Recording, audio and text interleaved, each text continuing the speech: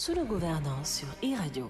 Sous nos gouvernances, une initiative du think tank citoyen de l'Afrique de l'Ouest WATI en collaboration avec le Forum civil du Sénégal et Open Society Foundation. Sous nos gouvernances donne la parole à de jeunes Sénégalais qui nous parlent de leur perception de la gouvernance des ressources publiques au Sénégal, mais aussi de leurs attentes et aspirations pour le Sénégal de demain. Sous nos gouvernances, c'est du lundi au vendredi sur e-Radio 90.3, sur nos antennes régionales et sur nos plateformes digitales.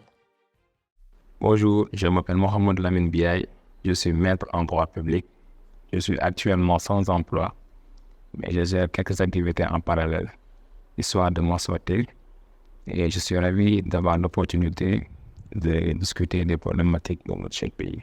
La désillusion chez les jeunes n'est rien d'autre que le résultat du chômage, de l'inégalité des chances par rapport aux différents emplois, mais aussi de la forte concentration des structures de travail au sein de Dakar.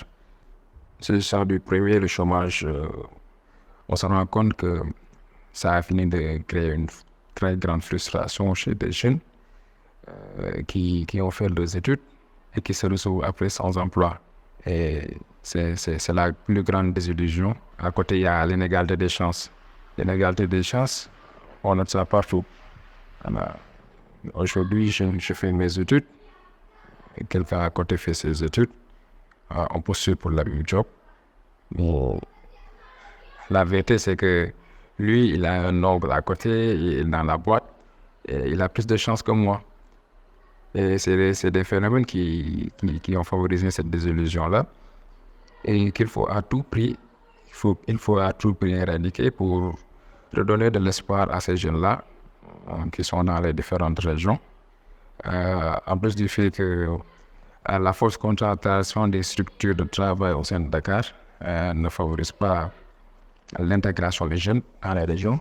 Les jeunes aujourd'hui sont contents de rallier Dakar pour trouver du travail, parce que dans les régions on ne trouve pas de travail, malheureusement.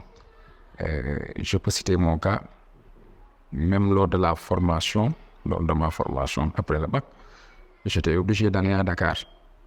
Parce que je ne trouvais pas de bonne université en droit à Thiès.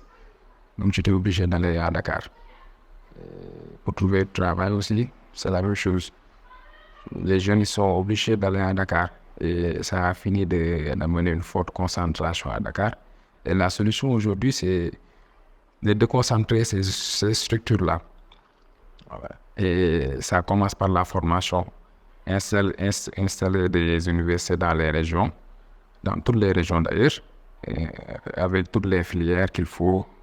Comme ça, plus aucun jeune n'éprouvera le besoin de aller à Dakar et restera chez lui. Je pense que la part des jeunes dans la population sénégalaise, elle ne cesse de s'accroître. Et je pense que le défi est déjà là. C'est déjà un défi présent qu'il va falloir relever et il va falloir répondre à ce défi. Et il faut que la jeunesse développe son esprit d'entreprendre. Et chasser cette peur d'entreprendre, la peur du risque. Il y a beaucoup de domaines d'activité qui peuvent permettre aux jeunes aujourd'hui d'évoluer et d'essayer à tout prix de faire grandir. Il faut forcément affronter la peur du risque et s'engager au plus vite dans quelque chose. Certains jeunes Sénégalais sont conscients de ça. Et voilà, c'est le phénomène Moto Jakarta et autres. Je suis amplement cela.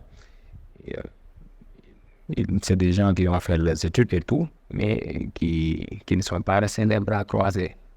Ça n'a pas réussi de l'autre côté, mais ils sont en train d'entendre les choses. Moi qui vous parle aujourd'hui, je peux vous dire que j'ai évolué dans pas mal de domaines qui n'ont rien à voir avec ma formation initiale qui est le droit.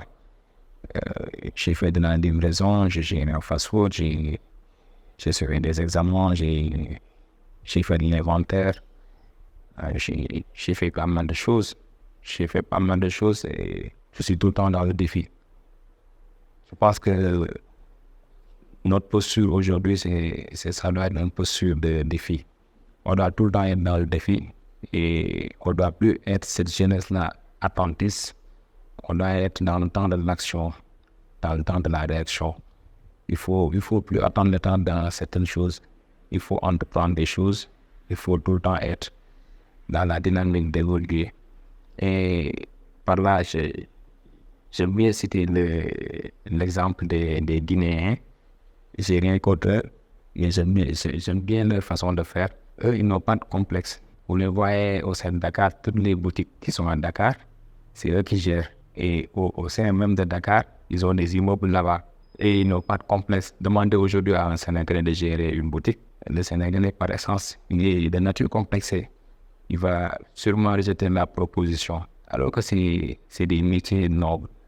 C'est des choses où on peut commencer et qui peuvent nous donner un élan et aspirer à de meilleures choses dans l'avenir.